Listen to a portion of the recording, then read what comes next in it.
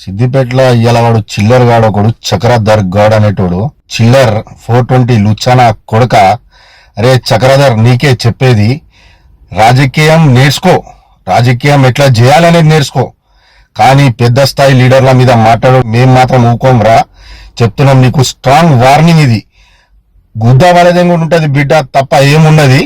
నీకు వార్నింగ్ ఇస్తున్నాం. ఈ వార్నింగ్ కి నువ్వు లాస్ట్ అనుకో, మళ్ళోసారి రిపీట్ చేస్తే అరే నువ్వు రాజీనామా ఇస్తే పార్టీకి ఏమైనా నువ్వు చేసిందిందారా కాంగ్రెస్ పార్టీకి?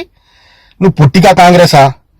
నువ్వు ఒక పార్టీలో తిరిగి ఆ పార్టీ నీకు టికెట్ ఇవ్వకపోతే ఇంకో పార్టీలో టికెట్ వేసుకొని ఓటమితోని మళ్ళా ప్రభుత్వం రాగానే ఏదో నీ 420 చిల్లర్ కేసులు ఉన్నాయని ప్రభుత్వం రాగానే కాంగ్రెస్ పార్టీలోకి వచ్చి ఏ బిడ్డ వార్నింగ్, ఖబర్దార్ సాలే చెప్తున్నాం. దొరికితే బిడ్డ నెక్స్ట్ టైం రిపీట్ అయితే తక్కువే ఉంటది. సిద్దిపేటలో తిరగవు. నీ భవిష్యత్తు కాదు, రాజకీయ భవిష్యత్తు కాదు, నువ్వు ఈ భవిష్యత్తు ఉండదు. ఏమనుకుంటున్నావురా నువ్వు? ఢిల్లీలో చేసిన రాజకీయం ఆయనే.